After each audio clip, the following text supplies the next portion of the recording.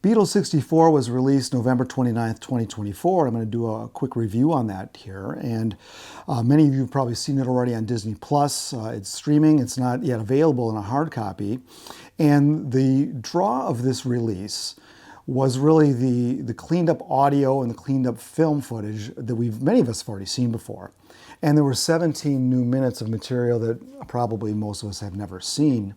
So those three things really made our ears perk up as Beatle fans. And we know the story very well.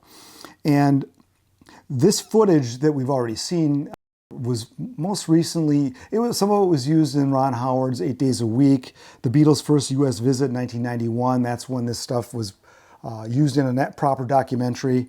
And originally in 64, What's Happening, the Beatles in the USA was used there as well. So this is the stuff that really captured the Beatlemania in over 14 days in February of 1964. The Maysles brothers were hired to do this and to get all this footage, and they were kind of up-and-coming documentarians. And they changed the way documentaries are filmed a little bit, in which this was called like direct cinema, where they would, instead of having kind of a scripted area where the cameras were supposed to be, they just followed the action. So they didn't have any preconceived notions of what they were going to shoot.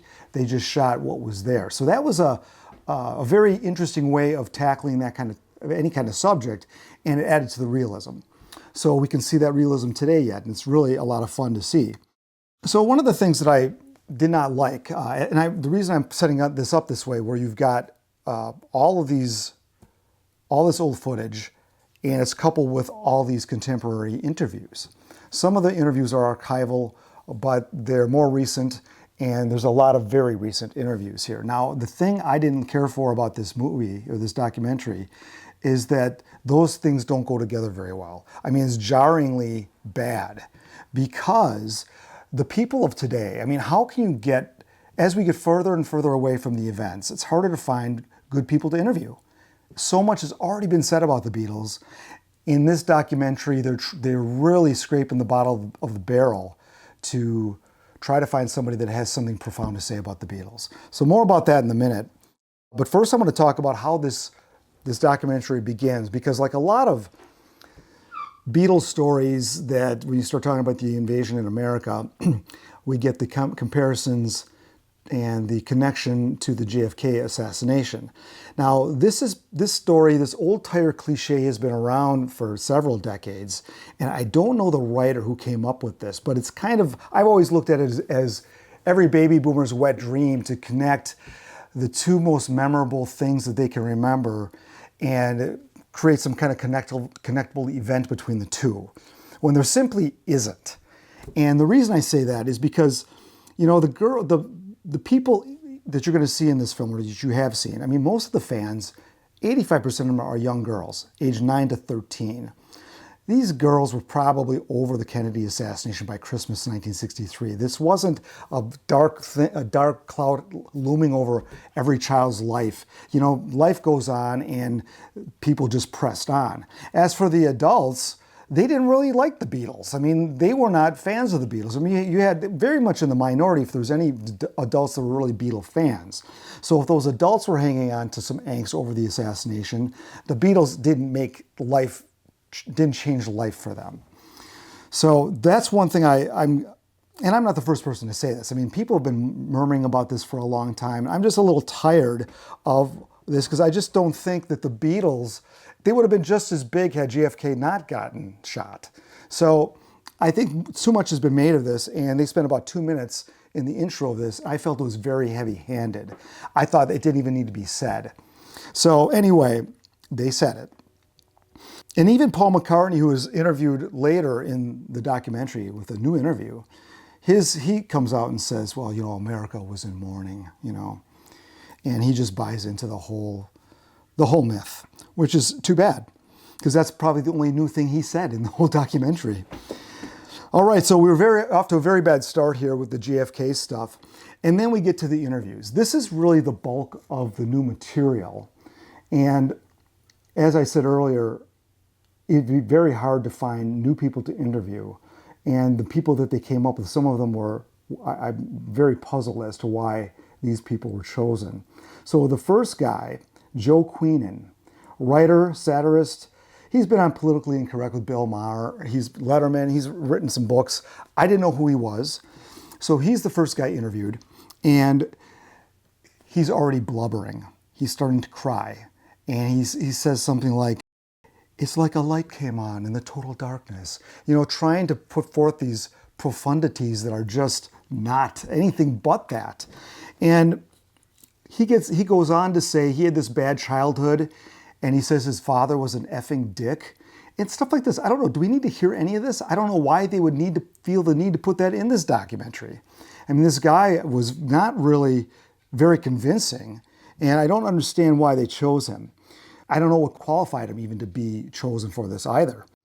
So continue on to another interview that I thought was questionable. You remember Terence Trent D'Arby, kind of a 1.5 hit wonder back in the 80s?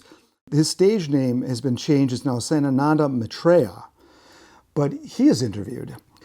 He didn't have much to say either. Now, first of all, he was not even 2 years old in 1964 when the Beatles were on Sullivan. So he's a guy that's more my generation, really. And he was saying that music is his church and the foundation of his faith. And he's trying to tie his church and his faith into the Beatles, I guess, appearing in America. They don't say what faith it is. It's just kind of these platitudes and these trying to make the Beatles some kind of religious, inspirational type of music. And they didn't explain why. Now, another one that I thought was a little bit odd was Jamie Bernstein, who's the daughter of Leonard Bernstein. And she's a writer, and they didn't identify her at first, so I didn't know who we were looking at here.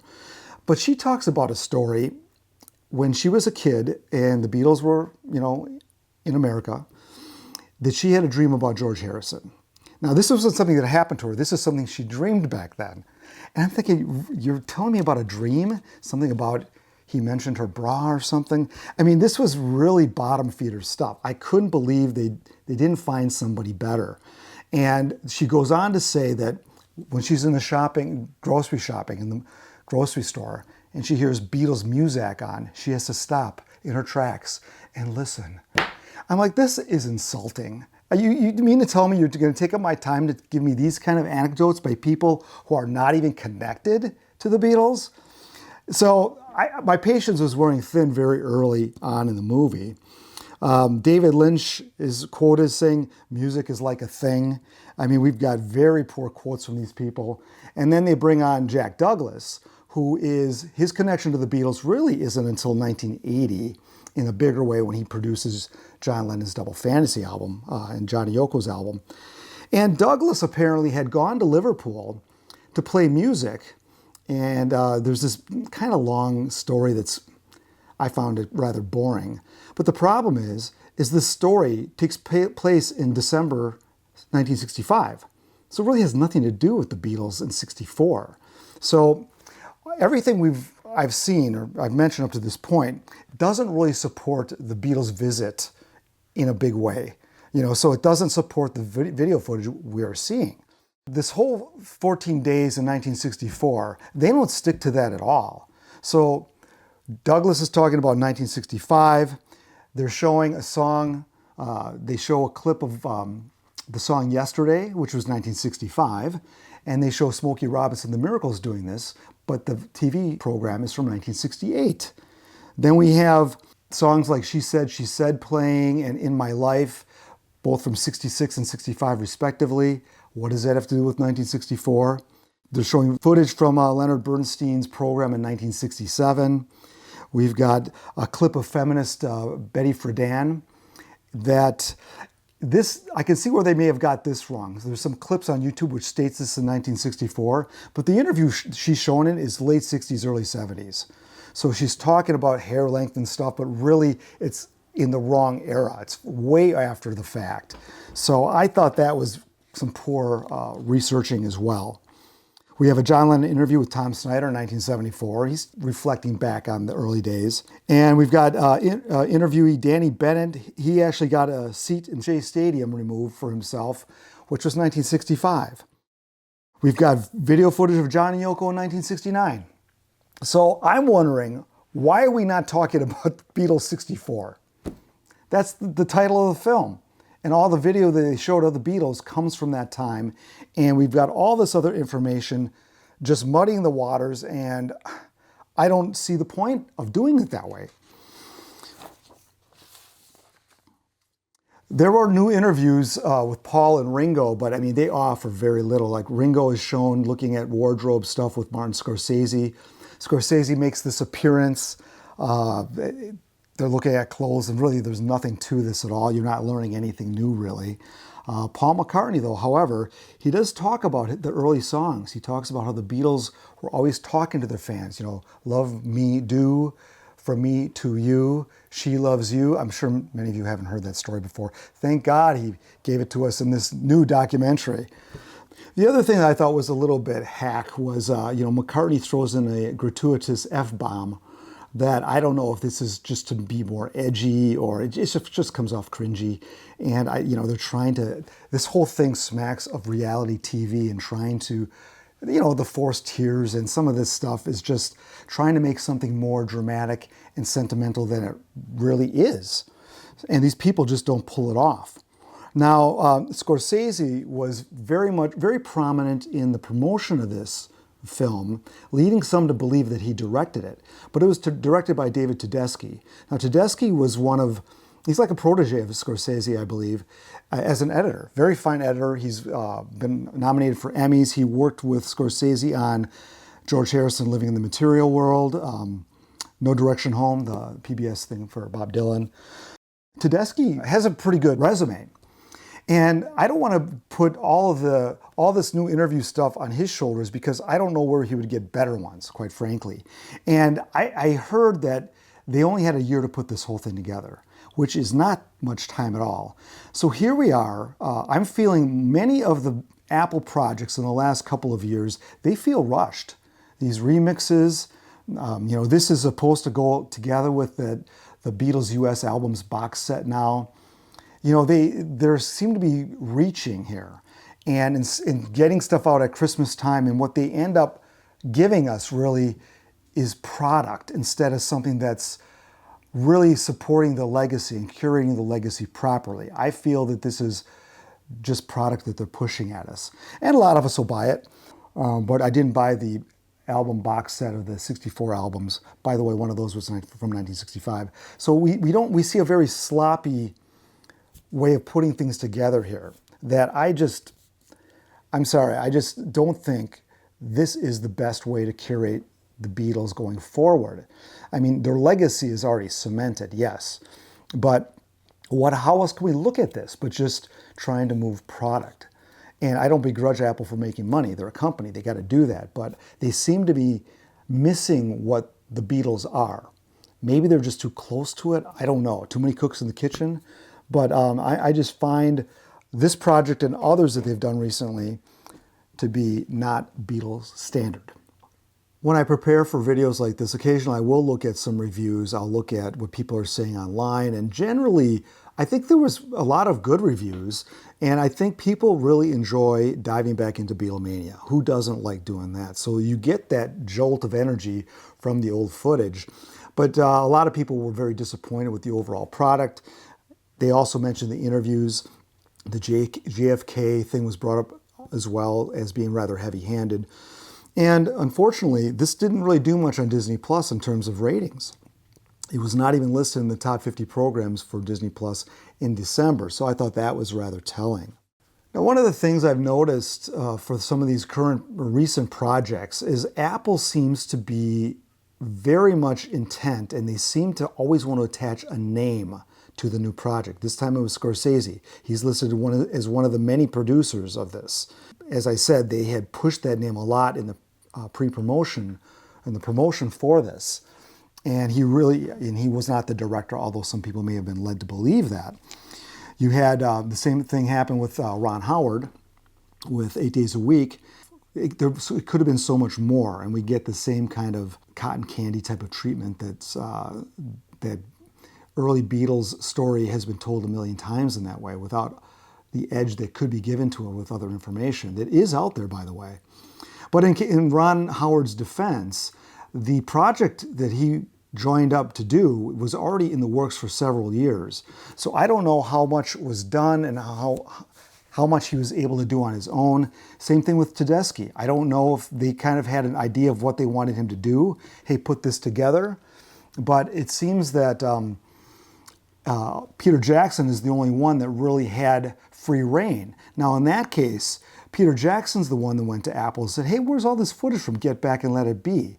And the way it was, that's all there was. He was just using that footage. So he really took it upon himself, more as from a fan's perspective, to really give more. And they didn't really stop him from doing that. I think that's why that turned out so well. You had so much great information, so much great film footage, and you had a guy who was a fan, who understood the Beatles, and gave us way more than Apple had ever intended us to see. He gave us 7 hours and 46 minutes.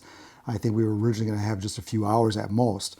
So that we got lucky on, and I think that may be the last great Beatles release because everything else just seems to be a rehash, a repackage, and we do like the fancy boxes on our shelves, but really if they're going to do that, I think they really have to be special.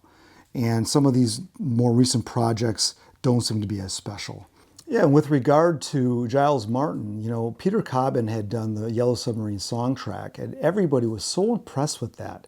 And everybody refers to that as being kind of the gold standard of how to remix. Why wouldn't you use that guy? Well, I guess because you have the son of the great George Martin available, and that's just great for marketing. And I'm sure Giles Martin is very good, and Sam O'Kell. But as I have stated in the past, it seems to me that there's always this rush job to get stuff out the door into the market. And it just doesn't seem to me like the proper time is given to do a very nice job on this. I don't want to blame the remixers, or in Tedeschi's case, I don't want to completely blame him either, because I think Apple's getting a reputation for tying the hands of the people they hire to get this stuff out the door. And that's just a guess on my part. Don't know, but hopefully this isn't an example, this project is an example of other projects to come, because it would be a shame to have, to lower the bar in this fashion for us in the future. All right, that's it for today, folks. Thank you for watching. I've got some merchandise you can check out. I've got my Patreon subscription if you want to donate in a bigger way, a tip jar below, and I really appreciate all the support. So I'll be back with plenty of Beatles in 2025 here on Pop Goes the 60s.